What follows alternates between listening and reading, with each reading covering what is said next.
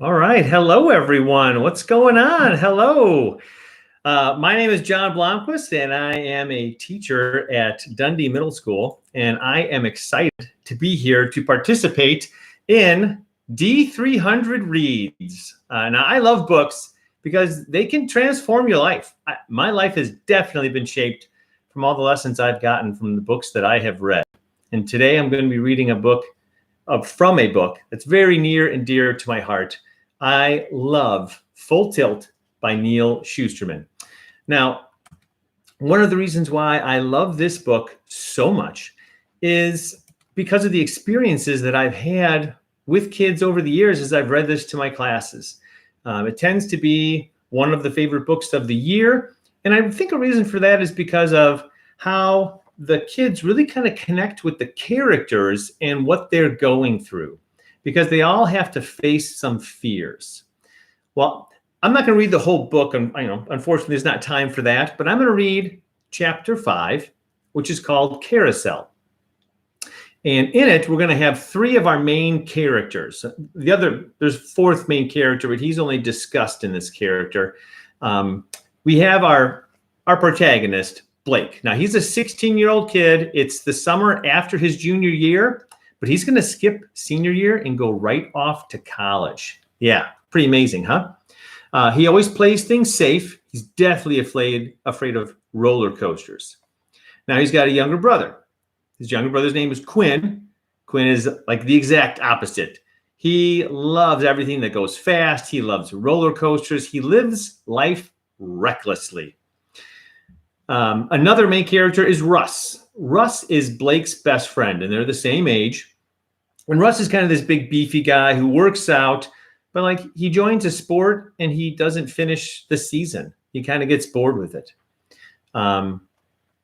Blake always kind of wonders why that is. And he's dating Maggie, and according to Blake, he's been dating Maggie since the beginning of time. So it's a long time they've been dating. Maggie is Russ's girlfriend, also the same age as Blake and Russ. So Maggie, Russ's girlfriend, she doesn't realize that she's very smart and very beautiful. She has a lot of self-doubt. And so all of these characteristics you kind of get in the first chapter of the book, where all these characters are like an amusement park that's real similar to Six Flags Great America. And then all of a sudden, they go past this ball toss booth. And Quinn, the 13-year-old younger brother, he keeps failing, can't do it. And then the older brother Blake starts talking with this girl, Cassandra, who's running the booth.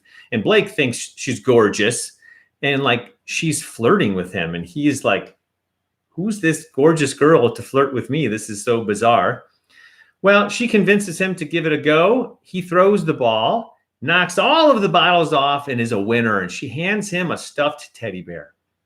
And in the stuffed teddy bear, there's a little pouch with an invitation. He pulls it out and he's looking down at the invitation, and it's an invitation to ride at this secret amusement park from midnight to dawn. He looks up to talk to her about it. She's gone. Now the ball toss booth is being run by some old guy like me, and he has no idea who Cassandra is or what he's talking about. So it's super bizarre and super weird, and something supernatural is going on, right? Well, Blake is afraid of roller coasters. He's not going to go. Quinn wanted to go desperately. Well, that night after they get home, Blake wakes up in the middle of the night and sees flashing lights. It's an ambulance in his driveway. He goes to the front room. There is his brother, Quinn, unconscious, unresponsive. Now, the paramedics and the mom think that Quinn is on drugs, but he's not. Blake looks into his brother's eyes, and he thinks that he can see carnival lights. And he can hear calliope music, like what you'd hear at a carnival. He thinks his brother mentally went to this carnival. So he gets his friends, Russ and Maggie, in the middle of the night, drives to the location where this amusement park is, and sure enough, there it is in the bottom of this quarry. And they're all spooked out, this can't be real. They go and they check in at the entrance gate, and he asks about his brother, and he's like, oh yeah, your brother's been here an hour. So now they're like, whoa, we got to go get him. Well, the attendant says, if you want to leave, you have to ride 7 rides before dawn. And so they all agree. They go inside. And that's where we're going to start off right now. So this is chapter 5 of Full Tilt. Chapter is called Carousel. So what's the big deal? Russ was unimpressed by the place and kind of relieved. I can't say that I blamed him. There was one main path winding through the park with rides on either side. To our right was the mural of a tall ship lurching in a wild sea, its sails shredded by a storm. The once bright colors had faded, and the peeling paint revealed warping plywood beneath. Beyond the mural was the swinging boat ride it advertised, a miniature ship swinging back and forth on a single axle, a typical carnival ride. In fact, everything seemed typical. There was a pint-sized bumper car arena, a carousel piping out calliope music, and any number of spinning rides. Each one was the kind of attraction that could easily be taken down and reassembled in a day. Russ picked at the peeling paint of the ocean mural. This is nothing but a kiddie park. I began to doubt the intuition that led me here. Maybe my mind had connected the dots and found an unlikely pattern, the way people once looked at the stars and found the figures of gods in the constellations. Maybe the lights spinning in Quinn's eyes had just been a reflection of the ambulance lights. Maybe this place was exactly what it claimed to be, and the cashier mentioning my brother was just making it up. I found myself wanting to believe that more and more. To our right, a black and white egg beater ride picked up speed. It was an octopus with 8 spinning arms. At the end of each arm, a pair of pods revolved around each other, and in each of the pods, disoriented riders screamed with the thrill of the speed. Maggie was the first to notice something strange. "Look at them," she said. "What's wrong with them?" I caught glimpses of the kids on the ride as they swooped past. Their faces were blurry, and the color of their clothes bled off into the air around them until the ride spun so fast that I couldn't see them anymore. No ride I'd ever seen could move that fast. Then, all at once, the lights on the ride went out. The hydraulic pistons that held the revolving cars in the air began to hiss, bringing the pods back down to the ground. When the ride beat itself to a halt, the pods were empty. The riders were gone. Lap bars popped up with a clang. The lights of the ride flickered back on. A new crew of excited riders hurried to take their seats. "Maybe we'll pass on the particle accelerator," Russ said, backing away. If we had any doubts as to the nature of this place, they were gone now. We were all believers. Although I wasn't quite sure what we were being asked to believe. Maggie gripped Russ's arm. I could see her nails practically digging into his skin, but she was looking at me. "Don't get on it, Blake," she said. "I don't intend to." I looked at the new riders taking their seats, pulling down the lap bars, waiting for the ride to start. I wondered if they saw what had happened to the riders before them. Were they so blinded by their own excitement that they couldn't see? Or didn't they care? "What do you suppose happened to them?" Maggie asked. "Where do you suppose they went?" "I think it's best if we don't suppose anything." I turned away from the ride as it started up again.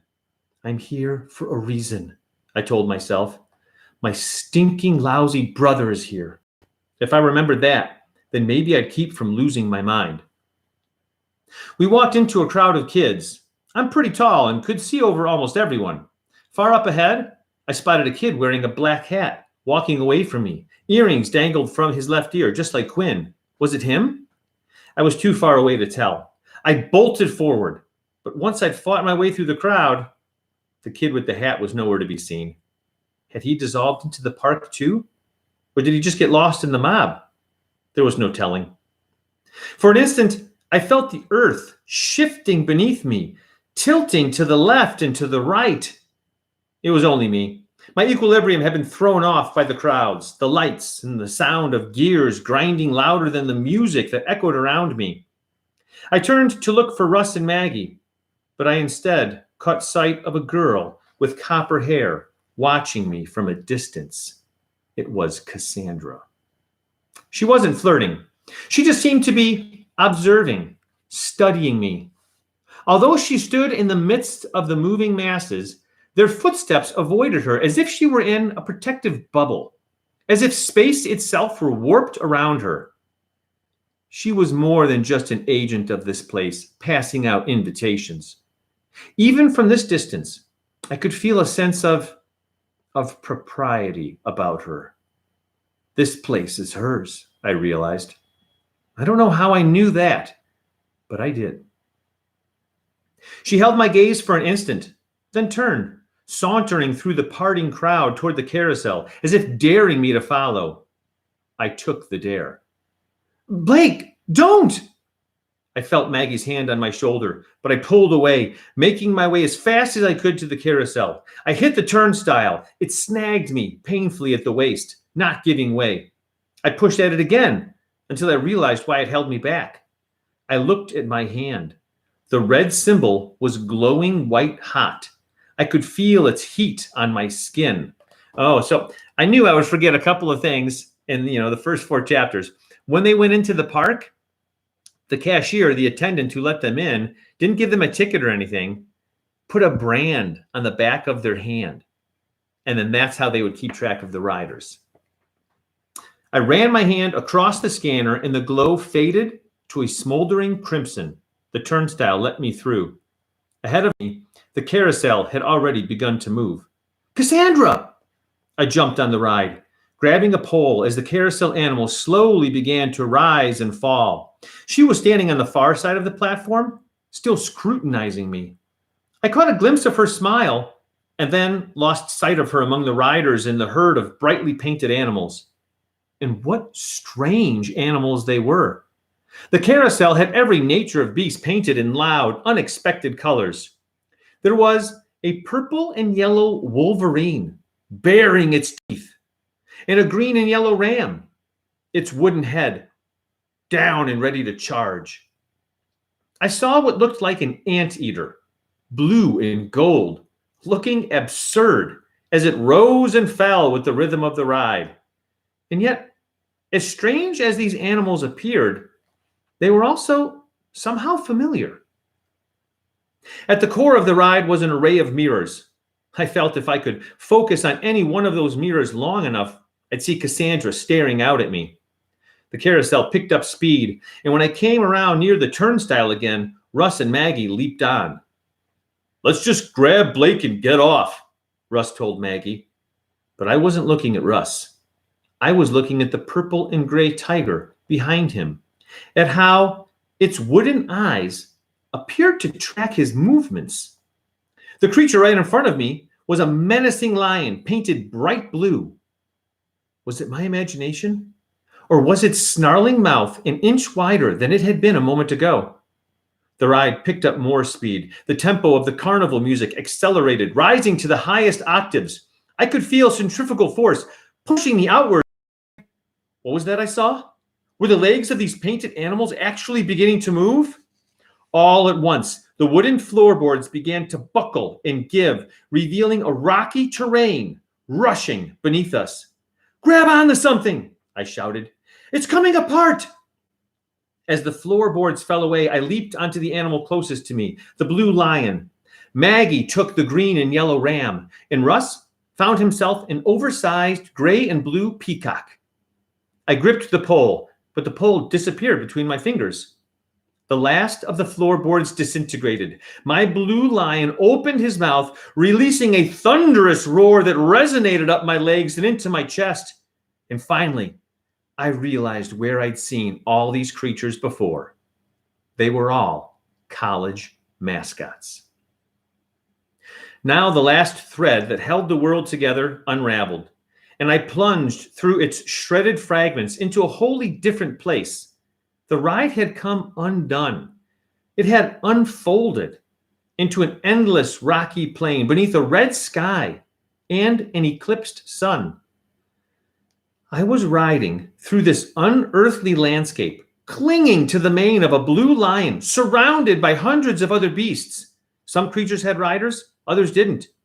But every single one of them was a mascot. I knew them from sports and from TV, but mostly I knew them from the endless applications I had filled out to dozens of universities far from home. It was all I could do to stay on the lion, for although it now moved with the agility of flesh, to the touch it was still like slippery, painted wood. All of these animals were a strange melding of wood, paint, and flesh. Who made this place? I thought. Beside me, I passed an unfortunate boy desperately trying to get some speed out of the banana slug he rode. From behind him, what could only be described as a fighting Irishman grabbed him by the scruff of his collar. "Out of me way," the Irishman said, and hurled the kid off his slug so far out of sight that I had no idea where he landed. "It's only a ride," I told myself. "It's only a ride." I caught up to Maggie on her ram. She was experienced on horseback and had taken to the shape and rhythm of her new mount. The look on her face wasn't fear. It was something slowly creeping toward ecstasy. "This is wild," she said as I passed her. My lion leaped over a rock, and I rose off his back, coming down on his haunches, practically at the tail. I had to throw all my weight forward to keep from falling off. "You'll never make it if you ride like that." It was Cassandra. She rode a huge beast the color of blood that matched pace with my lion. It was a razorback, but it was more dinosaur than hog. Cassandra wasn't dressed in the clothes she'd worn before, but was in some exotic safari outfit. And as I looked at myself, I saw that I was wearing the same thing. In fact, everyone was. It was as if costumes were part of the deal here. "None of this is real," I shouted to her. "It can't be. I'm getting off." "Bad idea." As I looked ahead of me, I saw what she meant. There was a kid on an orange longhorn bull who was having as much trouble as I was. I heard him scream as he slipped off the bull, but his screams were silenced under the trampling feet of the stampede. "You could call this the weed out course," Cassandra said with a dry smile. "Okay," I said, hugging the neck of my lion. "Okay, I get the idea. You can stop the ride now." She laughed at me. "The ride doesn't stop. Find your way to another ride. That's the only way to get off." Another ride? That implied surviving this one. Had Quinn been through this? He would have loved it. He would have died loving it. "Where's my brother?" Instead of answering me, Cassandra tugged on the ears of her razorback. It turned its head, opened its massive jaw, and dug its tusks into my lion, shredding its neck. "Bad piggy," Cassandra said, but it was clear this was exactly what she had intended to do. Maggie came up behind me. Her ram reared and threw her to the ground. My lion roared in pain, wood splintering in all directions. It collapsed, and I tumbled off just as the huge razorback chomped down on my lion, lifted it up, and swallowed it whole. "Survival of the fittest," Cassandra said with a wink. "Looks like your lion didn't make the grade." Then she rode off, leaving me and Maggie standing in the middle of the stampede. "We're toast," Maggie said. By now I'd seen more than one kid trampled into dust. What happens if you die here? I wondered. Is it just the end of the ride? Or something worse? "Come on." I grabbed Maggie's hand and wove us through the stampede. Somehow we managed to sidestep every animal. I turned away from the kid being swallowed by a crimson alligator, and another who got speared by a maroon and gold Trojan warrior. We fought our way past a host of horrors until we came out into tall grass. I was exhausted, but I felt I could run forever to get away from this place. "Wait, what about Russ?" Maggie said. We'd completely forgotten about him. I turned back, fearing the worst. But he, too, had broken away from the stampede, only he hadn't left his mount. He still rode the back of that gargantuan peacock, which now ran AWOL through the grass. "Help!"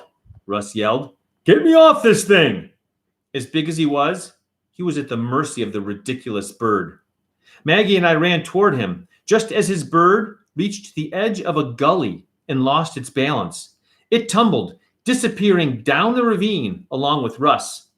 By the time we got to him, Russ was already picking himself up out of the dust. He was fine, but the peacock wasn't. "I broke my bird." It lay in splinters around him. The bird's wooden head and neck were still intact, pecking at Russ's ankles. He kicked it away in disgust. Now that the ride was over, my legs gave out, and I had to sit down on a boulder. I looked at my hands, my feet, the ground around me. I looked at the boulders and at the bright red sky. Nothing I had experienced before stepping on that carousel had prepared me for this. I knew it couldn't be happening, and yet it seemed so real, more than real. There was a heightened sense of reality to everything around us, as if this place truly was made up of whole new dimensions beyond the three that filled up the rest of our lives. My senses were so unaccustomed to it, I didn't know whether to feel wonder or terror. Maggie came up beside me. "You okay?" "Why are you asking him?" said Russ. "What about me? I'm a wreck. I want to go home. I didn't sign up for some weird communal acid trip." But Russ was wrong to call it that. This was the exact opposite of some drugged out experience. We still had our senses. Our minds were sharp and clear. It was the rest of the world that had gone crazy. "The rules have changed," I told them. "We've got to accept it and learn to deal with things the way they are now." I stood up, feeling my strength return and feeling my senses adapting to the new dimensions of this new reality. It's kind of like learning to swim. The first time you were in water, it must have felt like this. So we've got to learn to swim through this place? Either we make all the right moves or we drown. Russ shook his head quickly, nervously. No, we've just got to stop this." Maggie ignored him and turned to me. "Who was that girl on the killer pig? You talked to her like you knew her." "You know her too. She ran the ball toss booth. She was the one who gave us the invitation." "Gave you the invitation," Russ said. "I wasn't invited. I should get to go home." "You heard what that guy at the entrance said," Maggie reminded him. "We can't get out until we ride 7 rides." Russ started pacing in circles like a gorilla in a cage. "I don't get this ride anyway. I mean, what's with these weird animals?" "I don't think you're supposed to get it," I told him. I hesitated. "I think it's for me. You're just along for the ride." "What?" Maggie asked. "How could they make an entire ride just for you?" Not they. Her. Cassandra. The more I thought about it, the more sure I was that she was at the bottom of it all. "It's like she gets inside your head somehow. She takes what she finds there and whips it up into this." The thought stopped Russ in mid-pace. "Well, dude, maybe I don't want some witch chick picking the corners of my brain." I forced a smirk. "Why? You think she'll find something there besides toe jam?" "Hey, you've got rides you'd rather skip, and so do I." He looked up to the red sky, as if some rescue might come by helicopter. "We'll find her, and we'll bargain our way out. That's what we'll do." But I already knew what I had to do. "No, we go on to the next ride." "You've picked a hell of a time to grow some guts," Russ said. "Do us all a favor and go back to being a coward." I could have hit him for that. I could have hit him and hurt him. And although he was stronger than me back home, I knew things were different here. This place was different. Here, it seemed muscle wasn't made of flesh and blood. It was made of will and anger. And at that moment, I had enough strength to hurl him into the eclipsed sun. Maggie came between us like a referee. "You know," she said, "maybe I'm crazy, but I sort of like the ride." Russ just looked at her. "Liked it?" "Well, it's an amusement park, right? Maybe we should try to enjoy it. Russ strode over to a slim boulder about as tall as he was. Really? Well, why don't you ask this guy if he's enjoying it? What do you mean? She asked. Then, as I turned and looked at the boulder, I understood. It wasn't exactly in the form of a person, but the boulder did seem to have sagging shoulders and smooth indentations that could have been eyes and a mouth, if the light hit it just right. In fact, all the boulders around gave us the uncanny impression of human figures hunched by the weight of the granite. Somehow, I told my friends, I don't think any of this is for our amusement. All the more reason to cut a deal with the Queen of Mean and get out, Russ said. You do what you want, but I'm finding Quinn. Russ threw up his hands. What is it with you that you've got to save his butt before your own?